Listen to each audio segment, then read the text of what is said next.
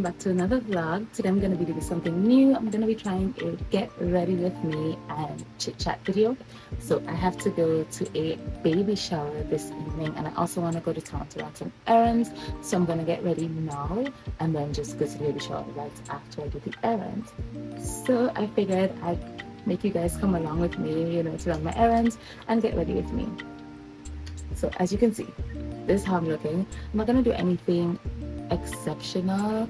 I'm just gonna do a light makeup look and then we're out the door because it's already almost 2:30 in the afternoon and the baby shower starts at 5. This is what I'm looking for. Okay, so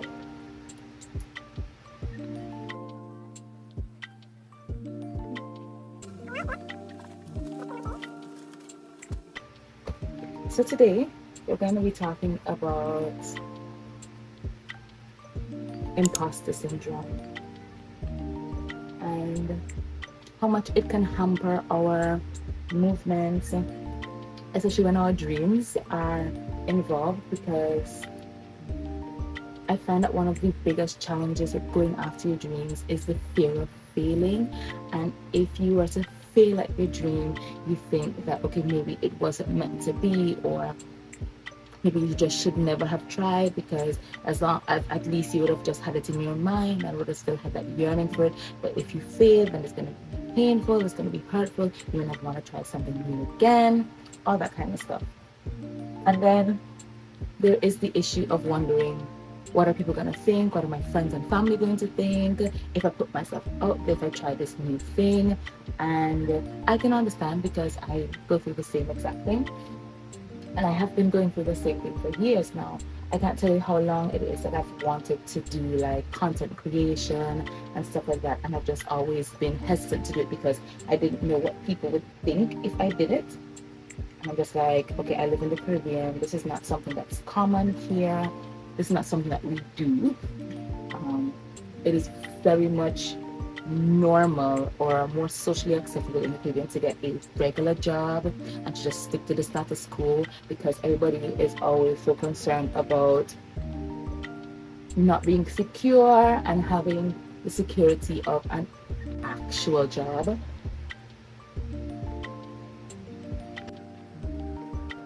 And then if you live in a Caribbean country, you also know that there is the whole idea that parents want to push their children into specific jobs. So you either get a government job because government salaries are stable, I guess, or you work in the bank, or you go to school to become a doctor, nurse, or lawyer. Those are the most commonly acceptable jobs, at least where I am from, which is Antigua.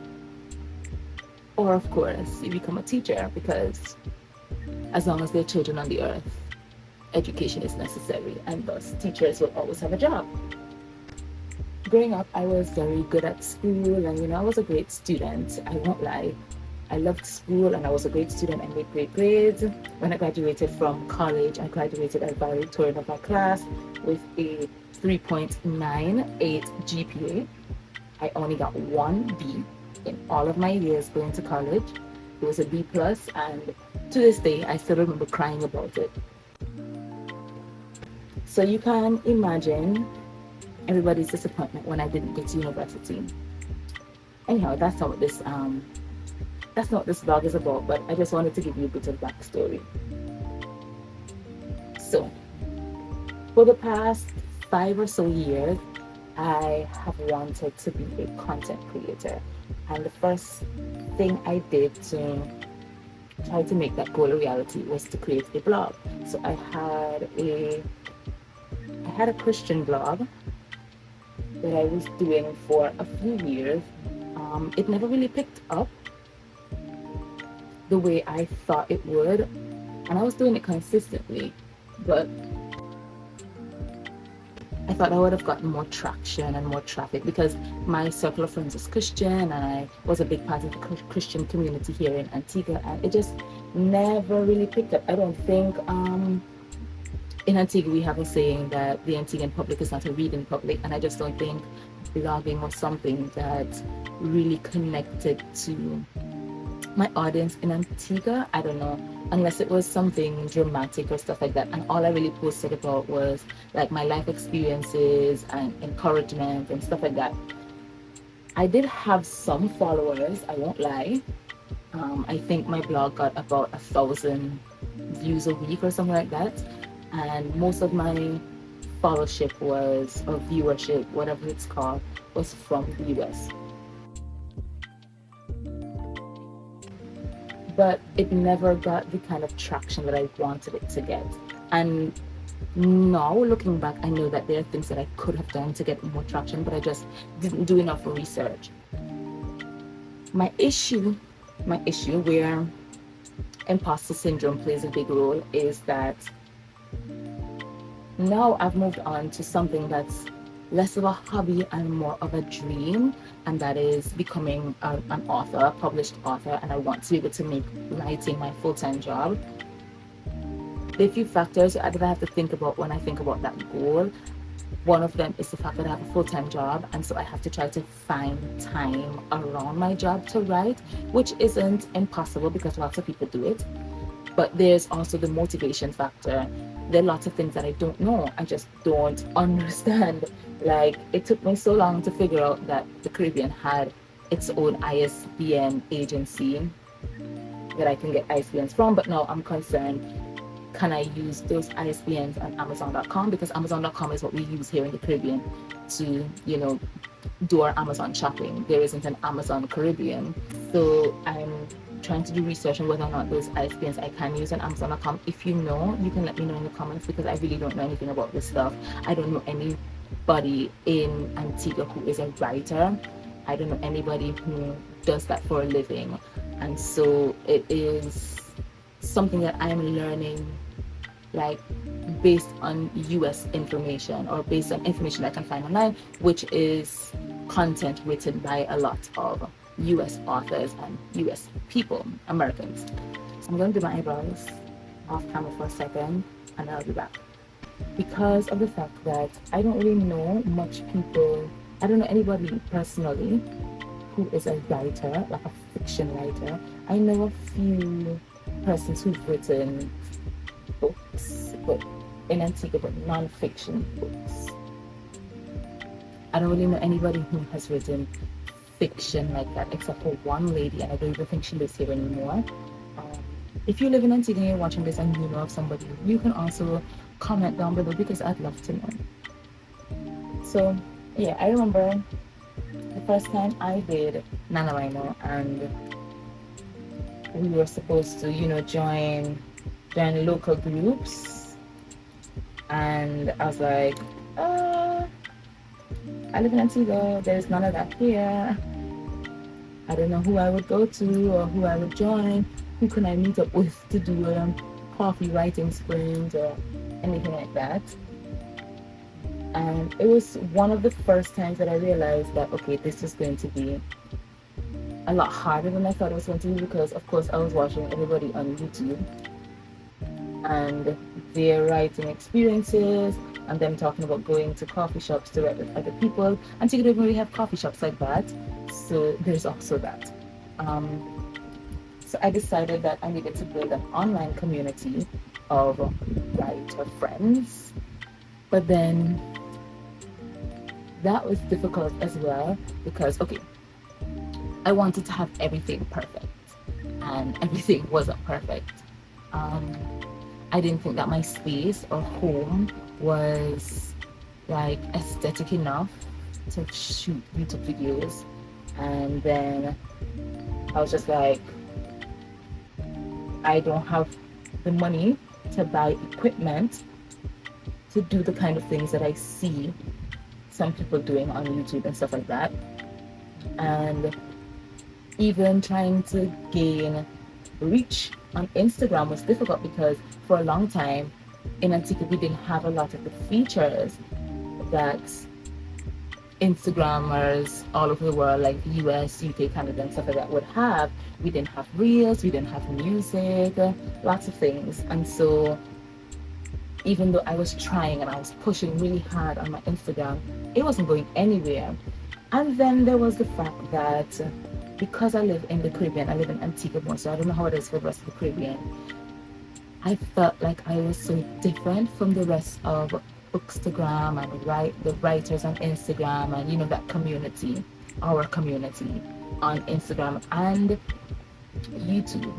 I would look up ideas from other authortubers about like how to plan social media content, what kind of things to post on social media, on Instagram, etc. like that.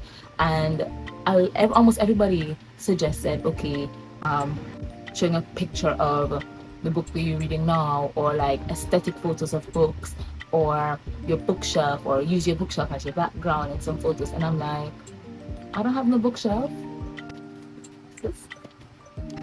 This is my bookshelf. Okay, I mean, I do have some books.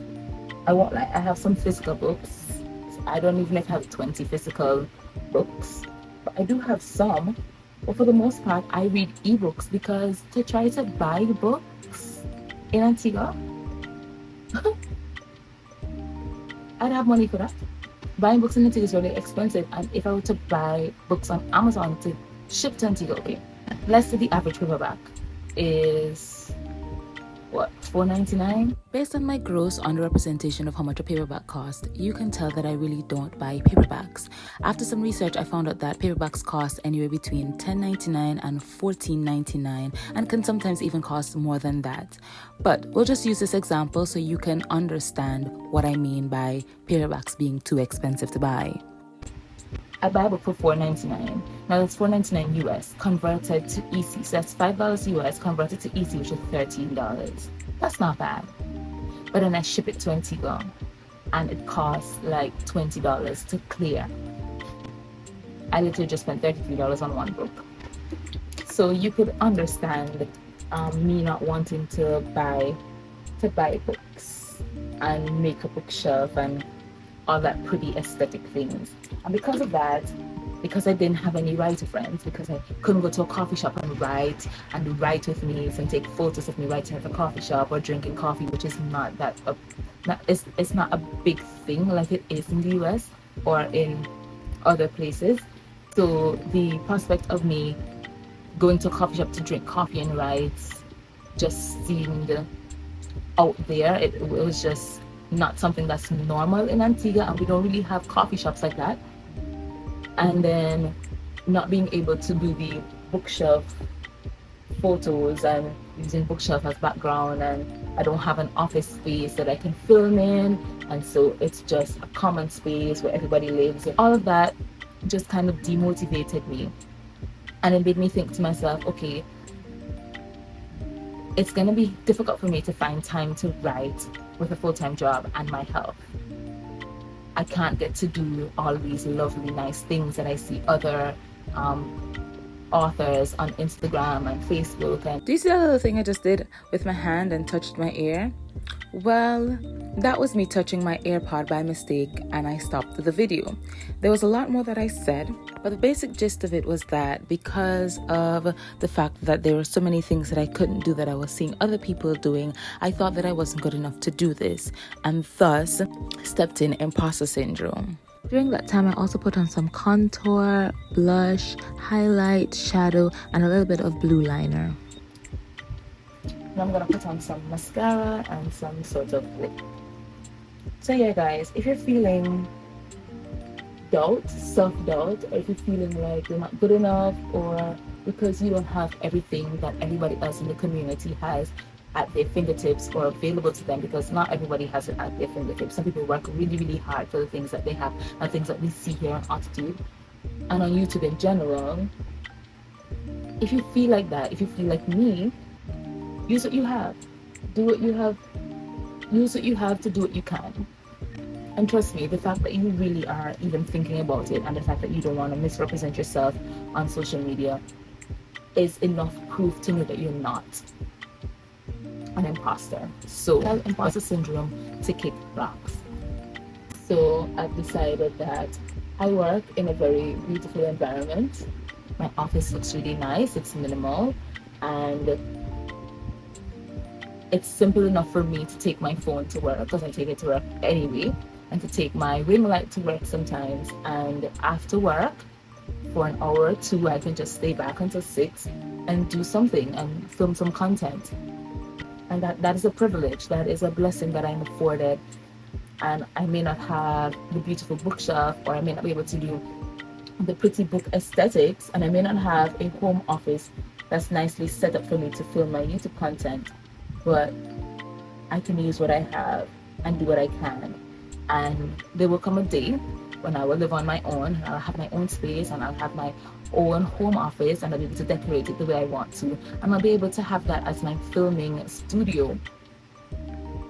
Based on this, you guys know what to expect from me going forward, and my content is whatever the heck I feel like. I'm gonna be doing a lot of writing vlogs, a lot of productivity vlogs, a lot of vlogs about how I manage my time, and I'm gonna do some chit-chat vlogs. You may see me baking on here once in a while, who knows. Okay guys, I am almost completely finished this look. I'm just gonna use this to line my lip.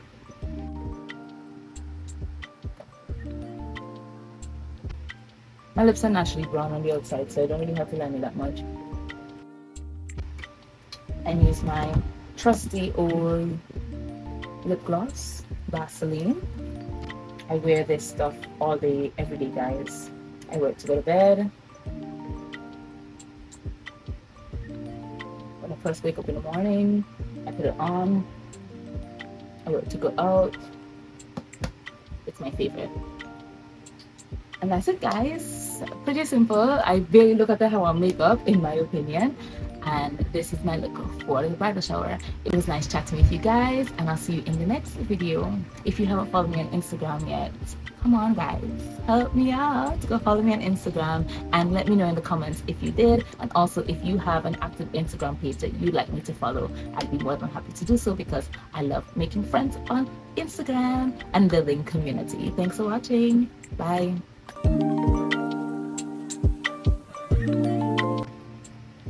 I forgot that I also wanted to do my hair, so I'm also going to reset my hair, and I need to pack up this stuff up.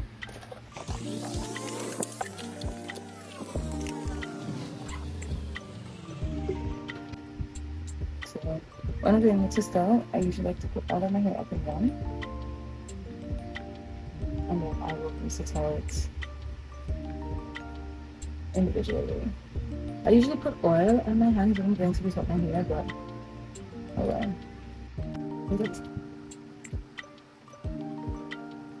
My hair's been cut for a while, so it's a little tangled.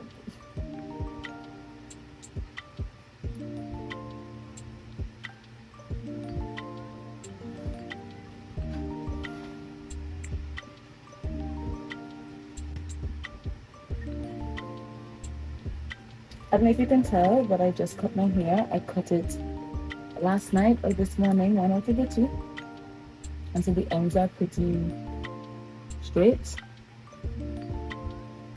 It was thinning out at the end. And I didn't want the thinning, which is more than likely breakage, to travel up the hair strands and get even worse. So I just decided that I was going to cut it. Now these in the front are flat twists. I don't know what I'm going to do yet. I'm just listening out to the end of the flat twist, and then we'll see what happens. If we have time to get up and go and finish using them all out. It's going to be a messy twist out because I do not have the time to go through this nice and slow like I would want to.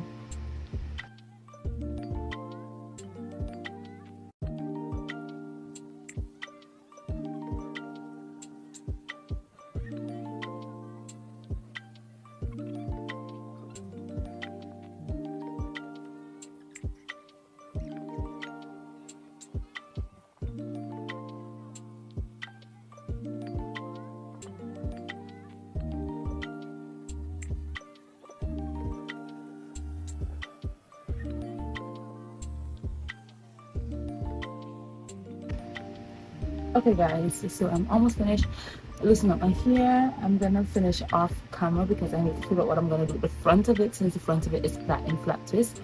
And then I'm gonna hit the road. So if you want to see the finished look, be sure to check it out on my Instagram. I'm gonna be posting pictures over there, and probably a reel or two, who knows, we'll see.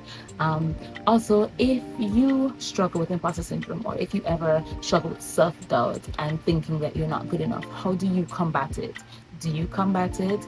And if not, is there what's the reason for it? We can have a discussion in the comment section. I would love that, to hear you guys' thoughts and to hear how you struggle, or how you get over your struggles rather, with imposter syndrome and self-doubt.